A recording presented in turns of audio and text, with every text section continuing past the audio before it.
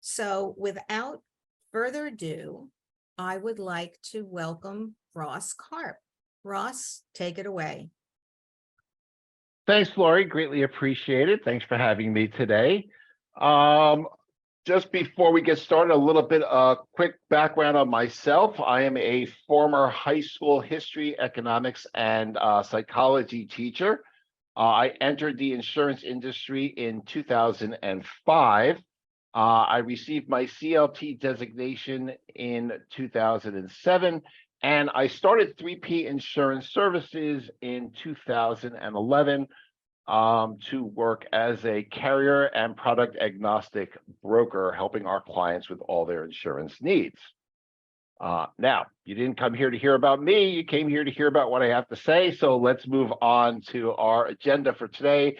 And the questions, hopefully, I will be able to answer for you when you leave here. We're going to talk about what is long-term care, what constitutes the need, and what people should be planning for, the types of long-term care, some facts and myths, things that people think, and what the reality is, where you can receive long-term care, and ultimately where do people want to receive long-term care. What does long-term care insurance cover? What doesn't? A quick on when you should buy long-term care insurance and the different types of long-term care insurance. And again, there's a couple of times during the presentation that I've scheduled to stop to answer questions. And if there are questions, there should also be time at the end. So what exactly is long-term care? Long-term care are services that include medical and non-medical care to those who are unable to perform their basic activities of daily living. And there is a slide in a little bit that will go into what those are. Long-term services and support can be provided at home, in a community setting, in an assisted living facility, or in a nursing home. And individuals can need long-term care services at any point in their life. This is not necessarily just for someone who is in retirement age. A care need could happen at any time in our life. We don't have crystal balls. We don't know when something can happen to us. So that's why kind of anytime we talk about planning, it really is we're making guesses, and we're trying to plan for the potential. Skilled types of care. So what is the difference between skilled care and custodial care? And this is something that's going to be important later on when we get into what the plans cover and the differences there. So skilled care. Skilled care requires a trained person to do it and provide the services. Some of these services here, physical therapy. So again, you've had an accident, you've had an event, we need to build up your strength, teaching someone how to walk again and build their strength up there. Occupational therapy, it's helping you improve your motor skills, the skills to do the things that we do on a normal everyday basis. It could be reteaching somebody how to feed themselves, how to bathe themselves, how to dress themselves. Those are things that a trained occupational therapist would have to come in and help teach you how to do.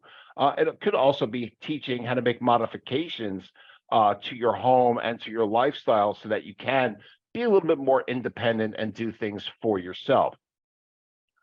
Other things that come in skilled care, speech therapy, teaching you how to speak again, or wound care.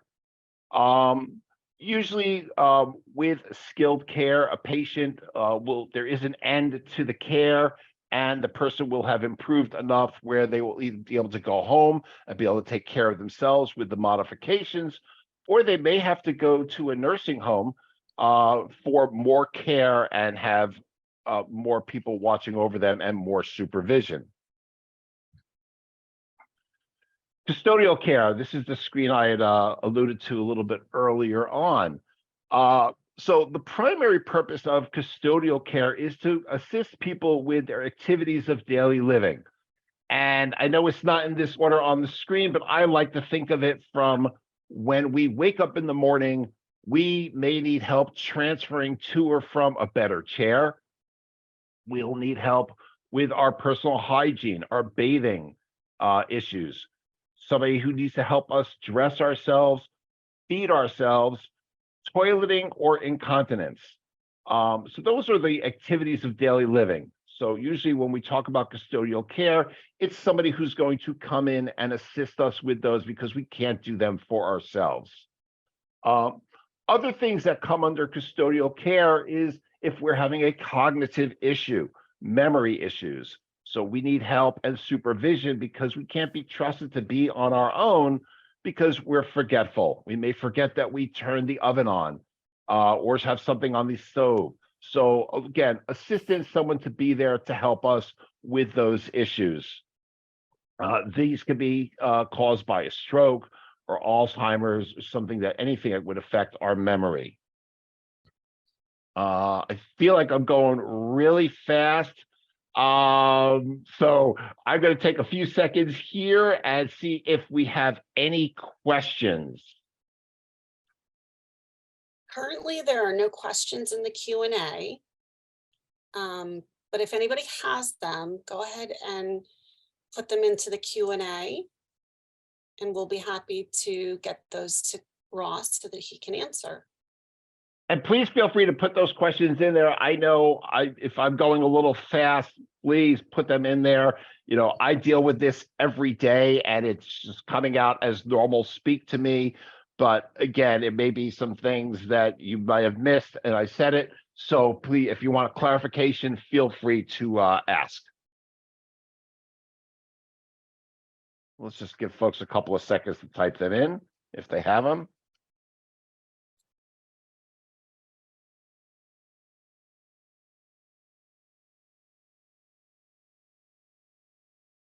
Oh, hold on. Yep. Providencia, can you type into the Q&A or do you not have here? Can you unmute? I see you have your hand up. So I'm trying to type in there. I'm in the chat, but it's not letting me. It's not allowing me to. Do you have it one that says Q&A? It says chat disabled. But there should be one that looks like the chat, and but it has Q&A. And if you don't have that, why don't you ask that out loud, and I'll stick it in the Q&A. Is that where it shows the captions? Where it shows it just? Oh, here it is. Is this it? Here it is.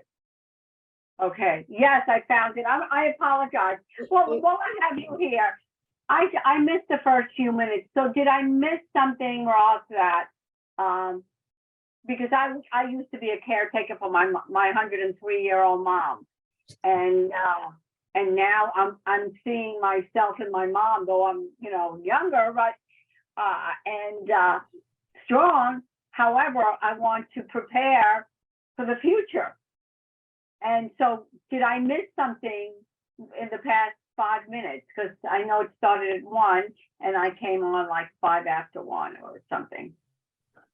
No, I think the only thing you missed was the introduction, the agenda of what we were going to talk about, and then we were talking about the differences between skilled care and custodial care. So far, that's if you caught those, that you're up to where we are, and you're back on mute. I don't know if you realize that. I muted her back. Just Okay. So you know, anybody who didn't sign in right by 1 o'clock, you will be receiving the workbook as well as slides and the link for the recording in the next several days. It didn't go out in advance as it typically does. So you'll have all of this, you'll have access to all of this from start to finish. Okay? Awesome. So I think we answered her question. And you did have, if there's something she missed, she will get the recording. So why don't we move forward if that's okay, if we don't see any other questions? No, there's no other questions. All right, so let's talk about the first fact and myth. The myth that people have is that their health insurance will pay for any long-term care expenses. So if I have a care need, my health insurance will cover it. I have great health insurance and I should be in good shape. The fact is that private health insurance will only pay for your doctor and hospital bills, not extended care.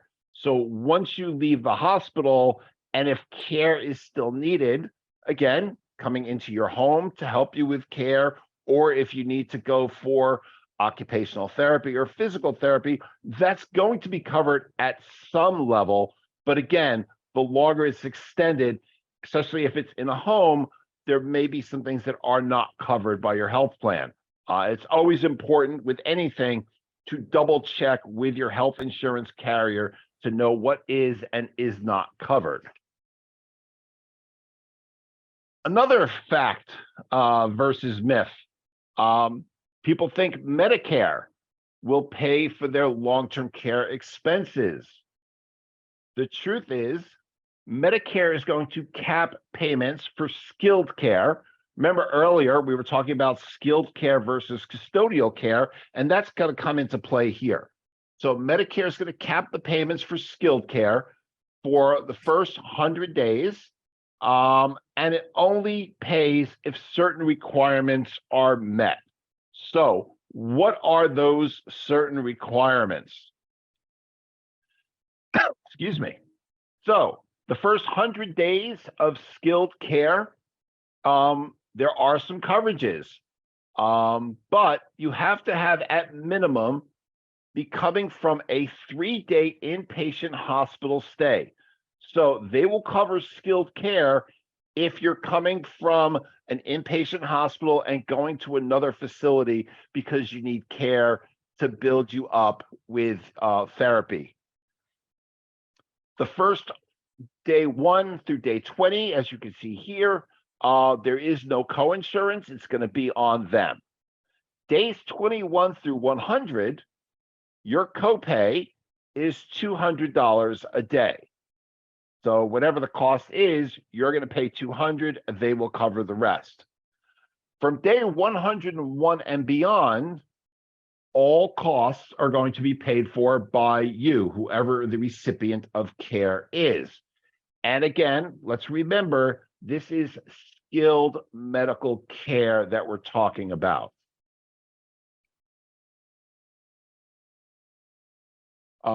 So where most people want to receive their care, my clients that I talk to, most say if I ask them where they want to receive their care, they're going to say they want to receive their care in home. And as you can see here, statistically speaking, 73% of care, and this is when we begin a care need, 73% of it is taking place in a home. 18% is in an assisted living facility.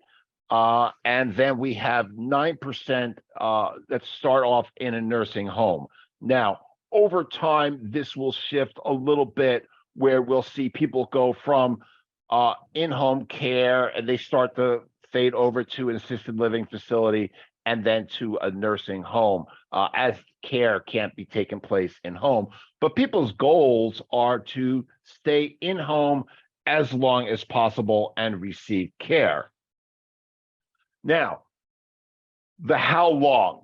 A lot of people say, what is the average care events? How long do people need care for? This is a statistic that I'm going to put a little bit of a caveat on because the average time span for long-term care, anywhere you look it up, they come in around 3.9 years of how long care is needed. But that figure is probably longer because the truth of the matter is that if there's a care need in home, the family is trying to help out and do things before it gets to the point where people reach out to the insurance companies and to the doctors to find out and create a care plan.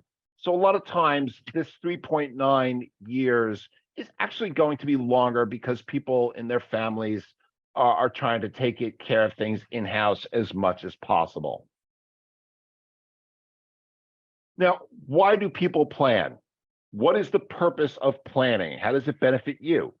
Well, for the top four things, you're maintaining your independence, your dignity. It's taking the pressure off your family because sometimes people don't want their family taking care of them. They don't want to feel like they're a burden. So 1 and 2 kind of like lent into one another.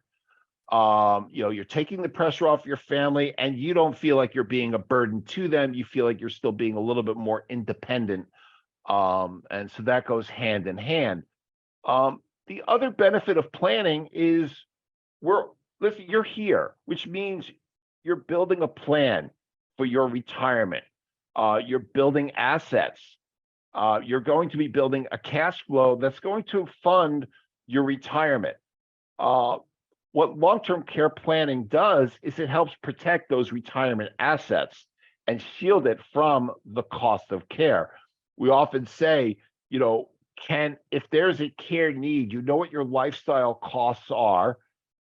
Could your cash flow take on the additional burden of care and those costs?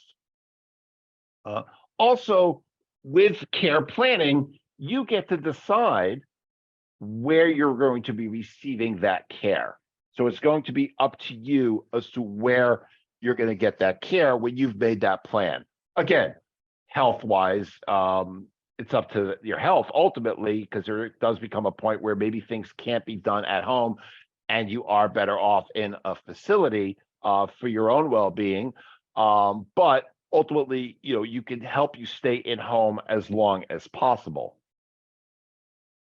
Remember earlier I had said, a long-term care event could happen at any time. It is not just for retirement. It can happen to folks who are younger. Health events do occur, and we're all aware of that. But as you can see from this chart here, the majority of people will need care at some point from the ages of 80 to 90, which is where people will start their care.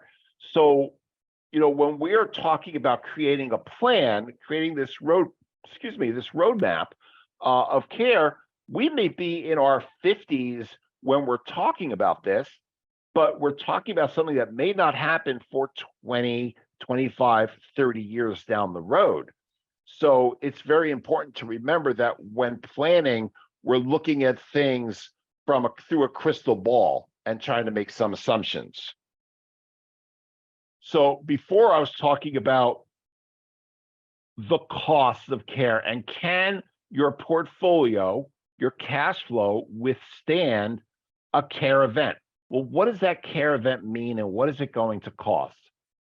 So in today's dollars, we took 4 popular retirement areas, and there are thousands of locations we could have picked, but we decided to pick the New York City metropolitan area for people who maybe have decided this is where they're living and they're not retiring elsewhere.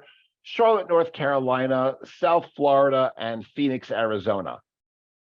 And again, Genworth has a great survey where if you go to their website, you can play around and see, if I move to this area, what is the current cost of care need? So when we look at in-home healthcare, in-home care, somebody's coming into your home and providing you with the care that you need. And again, this is based on a 44-hour care week. So when we say, can your cash flow withstand the added pressures of this new bill? If you have a $10,000 a month lifestyle and there's a care need, could your cash flow withstand, in New York metro area case, for example, an additional $5,700 a month to that? And again, assisted living facility is about the same, And obviously we see for a nursing home, the figures jump up dramatically. And, I guess some people, just so that we understand the difference between an assisted living facility and a private nursing home, think of an assisted living facility as it's almost like an apartment. It's going to have a bedroom, a living room, maybe and a kitchenette. So it's more like it's independent living, but there are people there to assist you if you need help with your activities of daily living. Where with a nursing home, it's for somebody who's at that point where they need much more assistance. There's not going to be the living room. There's not going to be the kitchenette. And it's a little bit more of a clinical feel to it than a living at home feel. So we're talking about the costs of care. And we're talking about lifestyle and the cash flow. If there is a care event, where will the money come from to pay for any additional care needs? And we've broken it into 4 different buckets of where you can access funds. Obviously, there is the cash flow that you have. And in that bucket, we have from if you have a pension from your job, if you've purchased an annuity, or dividends from your current investment holdings. That's going to provide the cash flow to you. If there's a care event and that is not enough, where would you go to for the excess? Well, you might start to liquidate your assets. And when liquidating assets, there are some problems with that because now we may be creating a taxable event due to capital gains or the timing. If the market is through the roof and going really strong, well, you're liquidating assets and you may slow down the growth of what you've got working for you all these years. Or if the market is really low and you've taken major losses, this may not be the opportune time to be selling either. So again, as the market fluctuates, so do our assets. So timing, is thrown off. When we've built our plan, we may have a time frame of what we're doing with certain assets. That's all thrown off. Another option that folks have is a reverse mortgage. People can leverage their homes to create cash flow. The thing with a reverse mortgage, and this is not to say it is a good or a bad thing. I'm not going down that avenue because everybody's situation is different. But it is very important to remember that there are rules for co-ops, condos, and different communities that may not allow someone to take a reverse mortgage on their property. Actually dealing with this with a client who has a property in Florida and they wanted to take a reverse mortgage out on it, only to find out that the community that they're in does not allow people to take reverse mortgages on their properties. So I'm not saying if you see a property that you love, don't buy it if they won't do a reverse mortgage, but it may be a question to think about and ask, so at least going into it if you can and cannot, if there's ever an issue that you need to. The other place where folks will look to for cash flow to help fund a long-term care need would be through their insurance policies.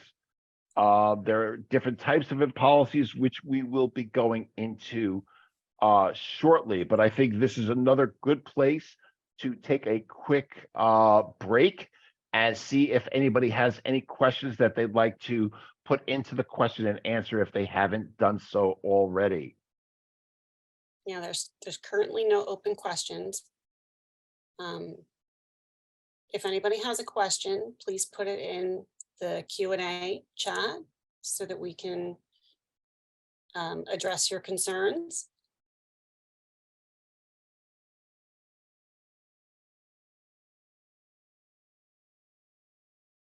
And Sandy, while people are typing some questions in potentially, anything that you can think of that needed clarification as we were going on? Yes, I'm going to put you on the spot. I think it's, no, I think you're very clear about it. I think you're simplifying a situation. Actually, we just got Providencia. Love the clarity of how you're presenting. So I'm not just, Awesome. you know, Thank it you. really is. Thank you so much, Providencia. It's, Appreciate that. you're simplifying a very complex topic. You know, I was gonna, one thing I was gonna say is just out of curiosity, when I was looking at the monthly cost of in-home care, I looked at New York, and this is just to give people something to think about. You know, $55,720 per month for 44 hours a week is a total of just under 190 hours. And that basically is care at approximately $30 an hour for care. I multiplied 44 hours times 4.3 weeks in a month, just to give you an idea of how, you know, where that number comes from. I wanted to break it down for you. Thanks for doing that. Appreciate it. Do we have another question in the Q&A, or was that? We have a very quiet group today. They're saving everything, I think, for the end. Okay, so then if they're saving everything for the end, let's get to the end a little bit quicker, and let's jump into the types of long-term care policies to. All right, hold on one second. Hold on. Spoke too soon. We have Cheryl. As a single person with no family to care for me, I'm wondering what I'll need to make sure my long-term care instructions are followed. So, amazing question. To make sure that your long-term care, what you want to have happen, those are things that you would set up with your attorney. So I will preface this with my normal caveat as we don't give accounting or legal advice. With that said, you should talk to your attorney and have documents drawn up about what your wishes will be, where everything is, so that if something happens, it is documented of what you want your care to be, and who you want in charge of that care. Who do you trust to make those decisions for you if you're not capable of making them, or somebody who can assist you to make them and be your proxy to voice them. So I always say to people, talk with your attorneys if you're worried about if your wishes will be followed through on. Make sure that they're documented. So if it's documented, it takes it out of the state's hands as to what they say is going to happen. And if you delegate somebody to make those decisions for you, you know you've had the conversations and you know that that person is going to make sure and advocate for you to be sure that what you want is what is carried through on. So this one starts with the lawyers. And just to follow up, if you haven't attended any of the prior webinars in this series, I would strongly encourage you to go back and go through them, because this retirement readiness program is really to tell you and instruct you and guide you the kind of documents that you would need to put in place to actually have all of your wishes carried out. So that was a fabulous question, Cheryl. Thank you so much. So these next few slides is really where the confusing stuff starts to come in.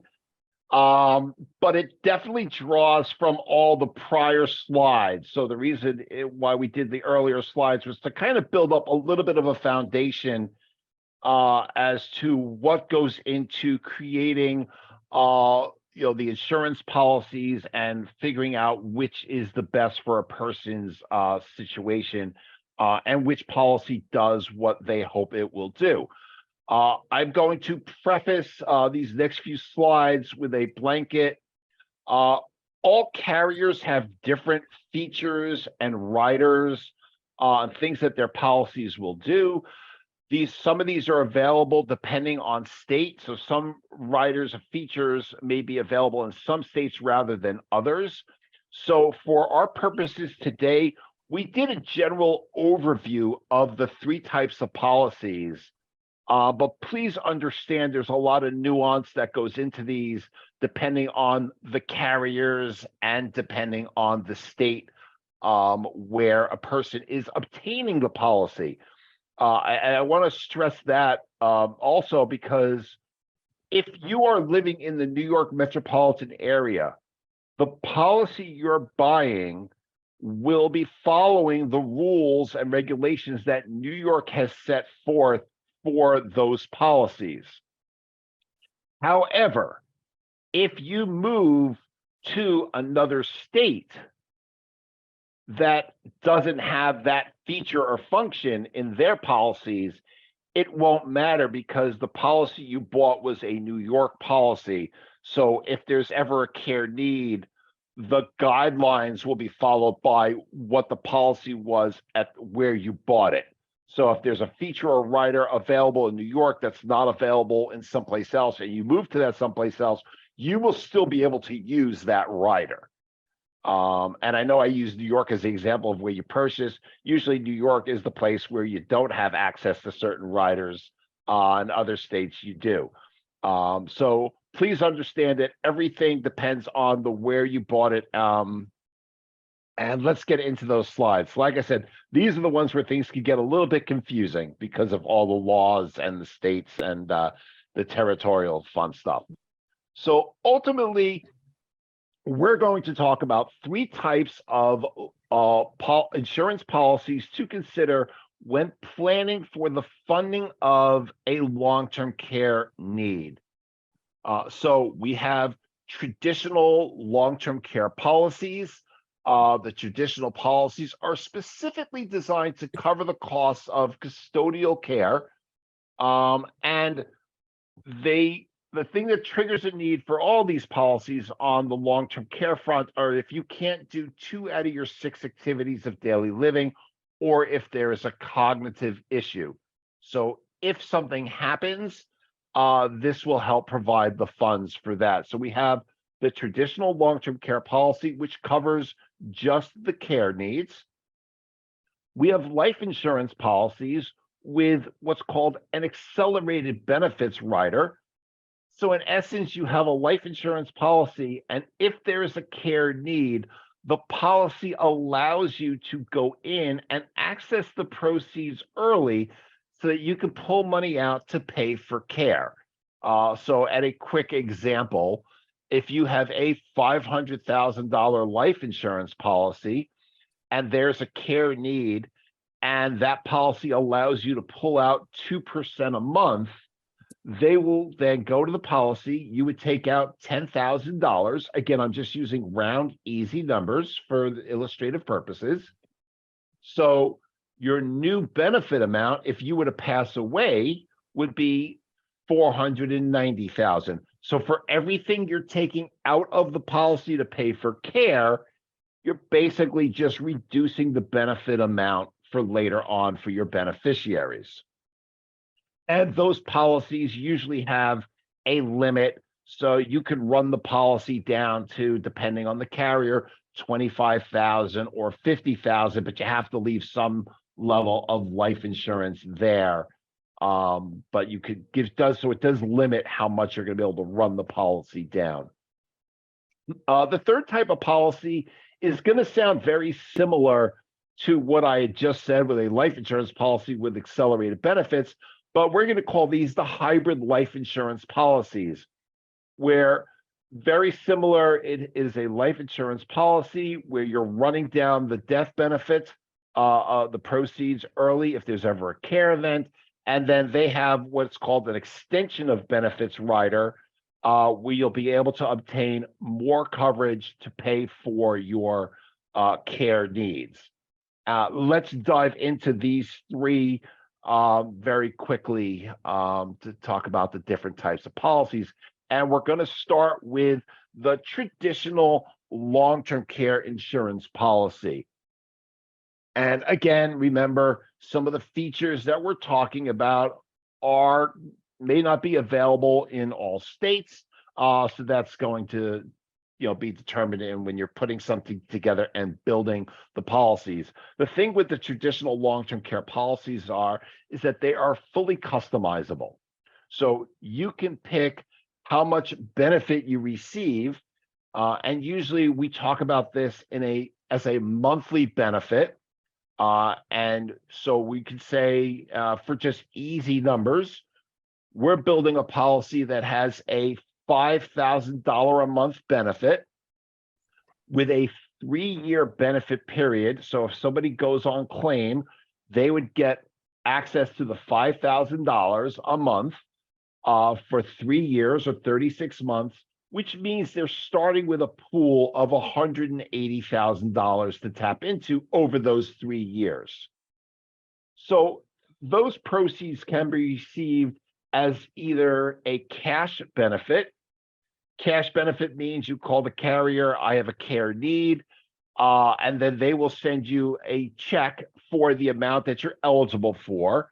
So if you have a $5,000 policy, it's usually some percent of that figure that they allow as the cash, and then they will send you that check and you can spend it on your care as you see fit.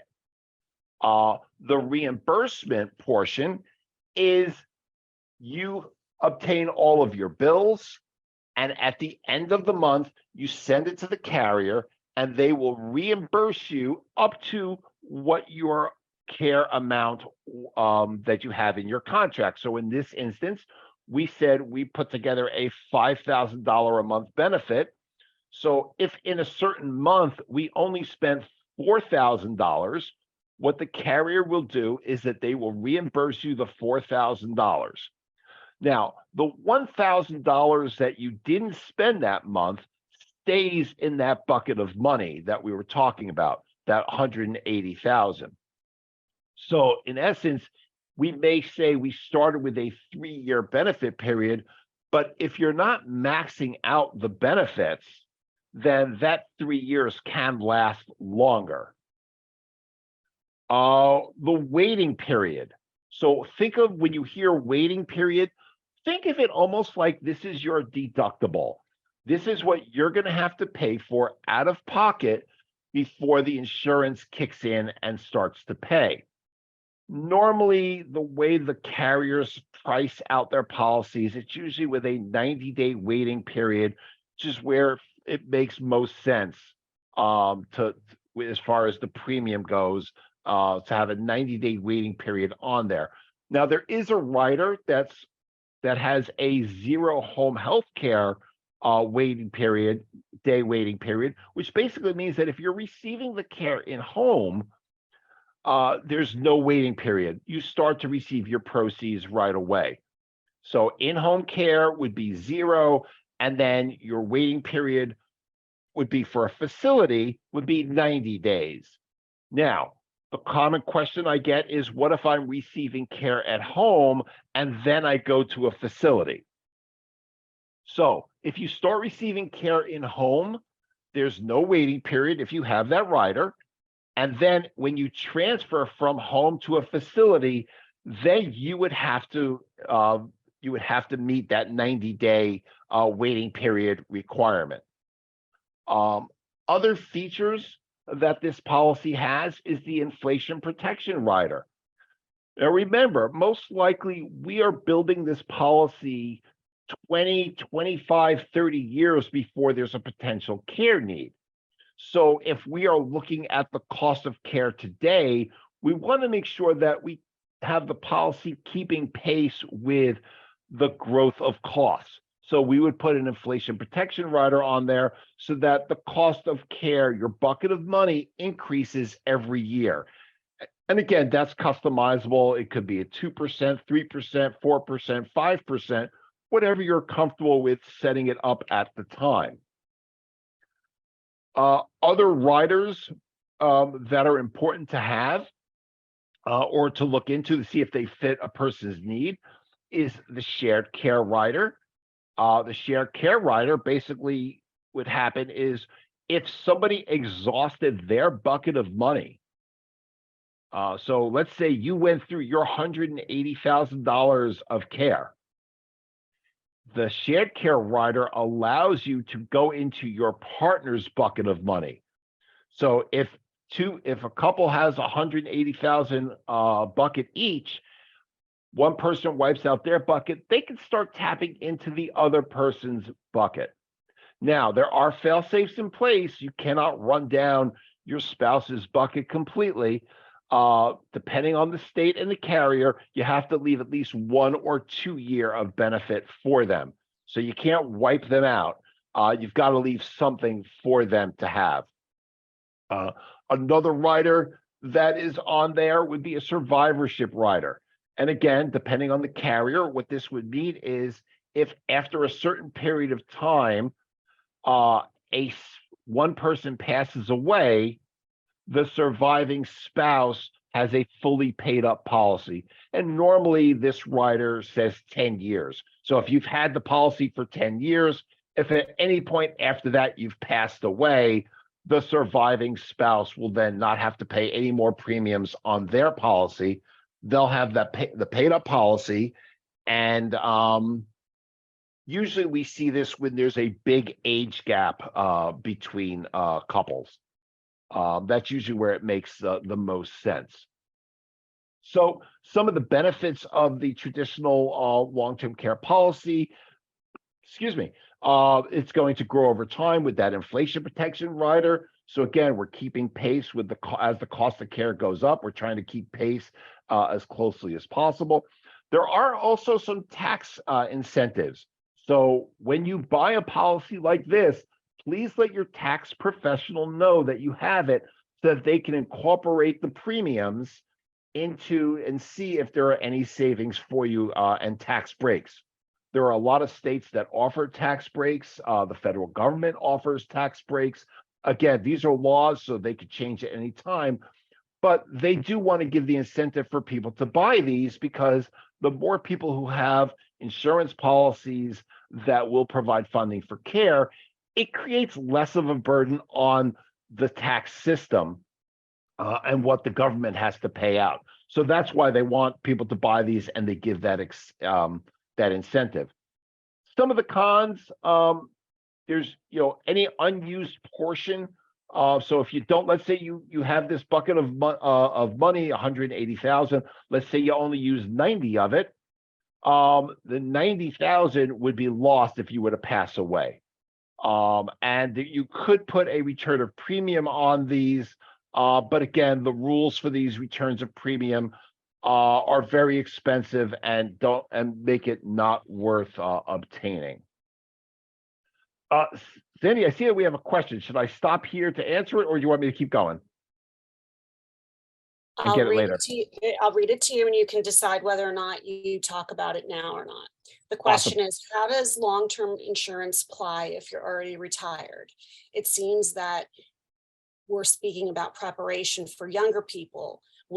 Does it still apply to people who are already retired and older? Yep. So amazing question. I am going to get into this a little bit later on, but I will say that if you can qualify for obtaining any of these types of policies, yes, you can get them. The oldest policy I've written, the oldest client that I've written a policy on was 72. So you can obtain these. Again, there are health checks, so you do have to qualify for them. But if there are no health issues and you can qualify, yes, you can. I hope I answered the question, and I will go into that a little bit more detail in a little bit. Let's go to our next type of policy. These are life insurance policies. These are permanent policies that have the acceleration of benefits rider. So again, a permanent life insurance policy. It's not a term policy. Term policies have an end date. Permanent life insurance policies take you out, depending on how they're structured, to age 100 or 121. And obviously, as mortalities and morbidities change, over time we could see them extending these longer, out past the ages of 100 and 121. But for now, we'll go with that. Again, as I was saying earlier, the acceleration of benefits, there's a care need. It allows you to tap into those proceeds early, so that you're paying for it with care, and you're just reducing the amount of the life insurance that's going to be available for your family later on. So if you're taking $10,000 a month out of your policy over a course of a year, you've now reduced your benefit $120,000. So if you had a $500,000 policy, you passed away, only $380,000 would go to your beneficiaries. But you've also, think of it this way, you've also protected your assets from having to be drawn down, so that those proceeds will be there for your beneficiaries and your family as well. So benefit here is that proceeds are paid at the time of need for care or at passing, so it's not a use it or lose it scenario, as we might say that with the traditional long-term care plan, where, oh, if I don't use it, I lose it. This does allow that. Now, truth is that the life insurance portion, because of that, is more expensive than a traditional standalone long-term care policy. Again, that's one of the cons. It's the higher premium, and also you don't have the tax incentives either that you would have with the traditional long-term care policy. Let's go into the other type of policy, which is going to sound very similar to the life insurance policy, but this one is a little bit different. It's a hybrid, and instead of having an acceleration of benefits rider, it works with an extension of benefits rider. Remember, I said 4 slides ago, this is where things get a little bit confusing, but hopefully we can work you through it. So an extension of benefits rider adds care after the life insurance has been exhausted.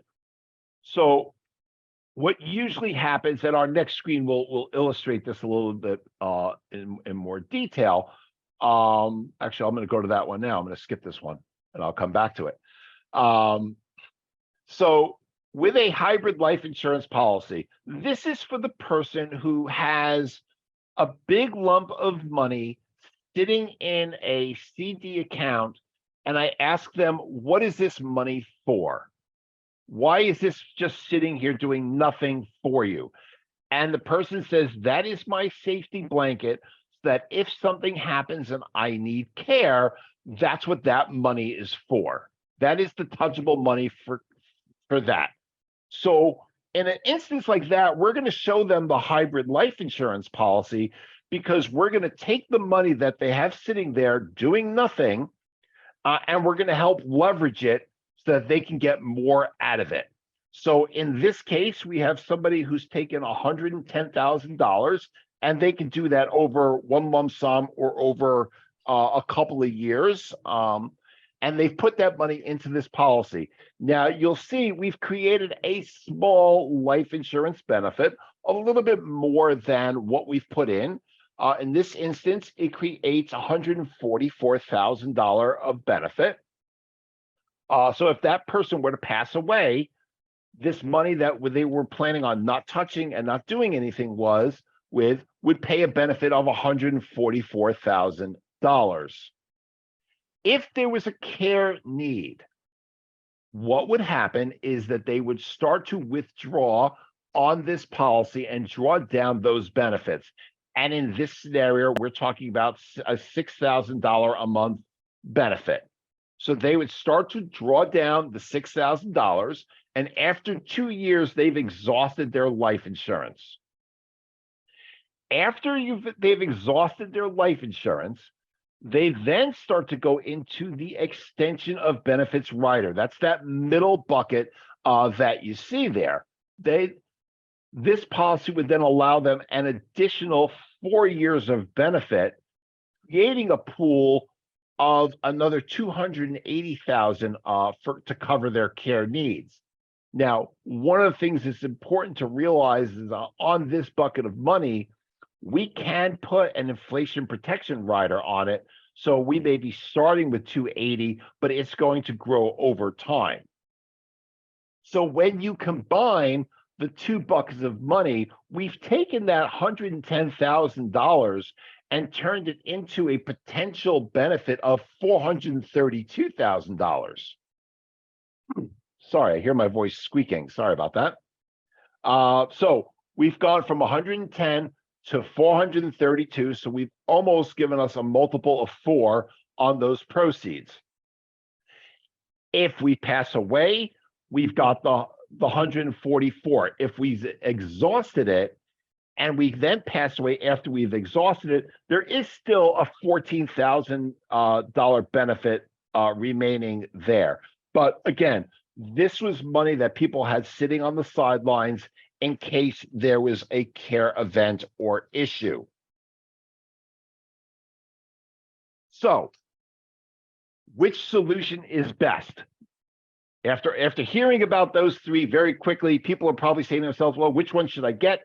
The truth is, there is no right answer that I can say emphatically A, B, or C, or a combination, because everybody's situation is different. So that's where the planning and the conversation with the insurance team, the wealth advisor, and the attorneys and the accountants kind of come into play, and we can build the plan and find what the best solution is for the individual. Now, remember, we don't have a crystal ball, so we're all making assumptions on what we hope the care is going to be, and that we're, again, with planning, you know what they say, man makes plans, somebody's laughing somewhere. When should I invest in long-term care insurance? And this kind of goes back to the question we received earlier about, oh, I'm in retirement, can I get it now? Yes, you can get it now, but it's important to note that obviously the younger and healthier we are, the easier it is to qualify for long-term care. The insurance company is on the hook. This is a liability for the insurance company that at some point they know they're going to have to pay. They look at it as, how soon will we have to pay for it? So obviously, due to your age, it might be less expensive, but they also want to make sure that there's a healthier pool of people going into their plans, so that the likelihood of them having to pay or the when they'll have to pay is pushed out as far as possible for their benefit. Because remember, when you pay insurance premiums, the insurance company is putting that money to work. So they're putting some money on the side because they have to keep a reserve. The rest they're putting to work so that it's growing, so that they can pay, whether it be the dividends or to make sure that they're solvent so that they can pay for any claims. Other reasons to not wait for purchasing a policy is carriers make changes to policies for a new type of plan. So when I first got into the business, carriers used to have what was known as an unlimited benefit pool. So you'd pick your monthly benefit, and then when it came to the benefit period, it would be, if you wanted to pay for it, it was unlimited. You know, there was no cap as to how long it would the proceeds would last. Now they realize that they really couldn't account for how much to put aside for that liability. So they started to limit. And at first it was, we're going to limit people to a 10-year benefit period. Then it became a 6 or a 7-year benefit period. So they're always changing these things. You know, as they have a claims history, they have an idea, they'll start to make changes to their benefit to make sure for their solvency. So a feature and a plan that somebody sees and may like today may not be there tomorrow. So that's another reason why people should probably look into it sooner rather than later. But again, if you're in retirement stage and you needed to put something in place, if there was a fear and you could obtain it because you could qualify health-wise, yes, you can still get it. Other questions, is my premium locked in? These are my last two questions, and then we'll get to questions that folks have. I don't know how we do it on time. 5 Do this minutes. quickly. Okay. So is my premium locked in? The quick, short answer is on the life insurance policies, yes. The hybrid, yes. On the long-term care insurance policy, no. So the carrier, if they see fit, if they can make a case to the state to say we didn't price something appropriately, they can, on a class basis and rider basis, say we need to go back and reprice this and do an increase going forward. So the answer there is yes, they can come back to you with premium increases. I'm sure we've all heard about. There's some carriers who did it more than others, but in all honesty, it's not something that carriers want to have to do. It makes them look bad and it makes the product look shaky to people in the public. So they try not to do it. They try to issue a new policy with some revisions and new pricing. Last question that I have, and then we'll open it up to the floor, is can I place a long-term care policy in a trust? That is a legal question, checking with your attorney to make sure that if they are putting it in a trust, they understand that there is a long-term care rider on there and you may need access to it. And if that is the case, does the trust allow for you to pull the funds out? So it may depend on the type of trust and the laws at the time of that governing state. So putting it into the trust may be allowed, but double checking with your attorney to make sure the type of trust you have, and is that the right move? And maybe having the team have a conversation. And with that said, I don't have any more questions or slides. So let us open it up for the last few minutes to any questions that our audience has. Currently, there aren't any in the Q&A.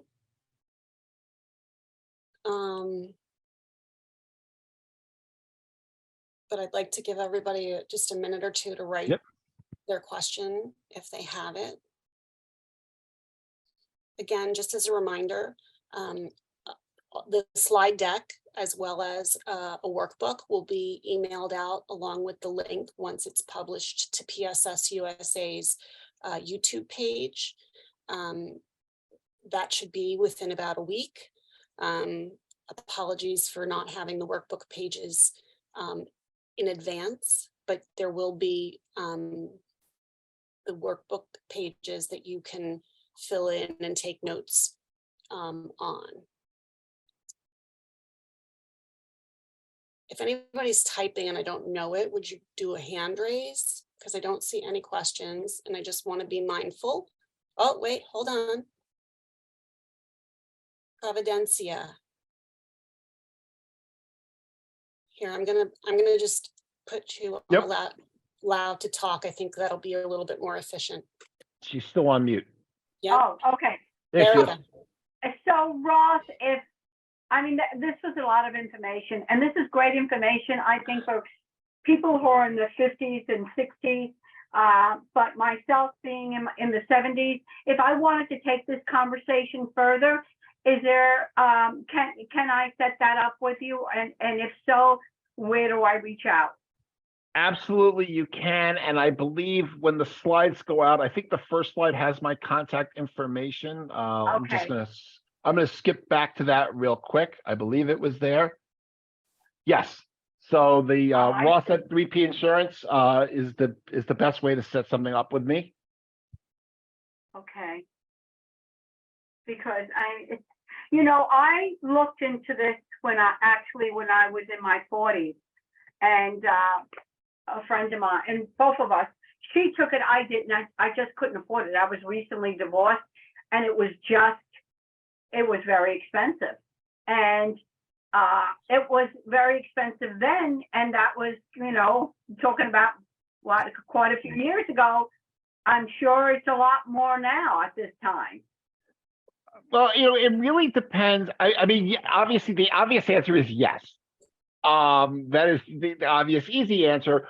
But with that said, I think it's important to note that there were probably a lot of features and riders that you would have been built into the policy back then to protect for the future, because you were planning for 30 plus years out. Where now we may not structure the policy the same way as you would have then. So riders that may have been on there that may have been cost drivers, if you take them out, may make it a little bit easier to work with now. Again, everybody's situation is different. Every carrier is different. So we would have to really do a deeper dive and look into it to see if it made sense. Thank you. Well, I just want to say thank you to everybody for joining us today. And again, a reminder to keep checking the PSS USA Retire Ready site. There will be further webinars, and they will be later this spring, but you can find out all of the information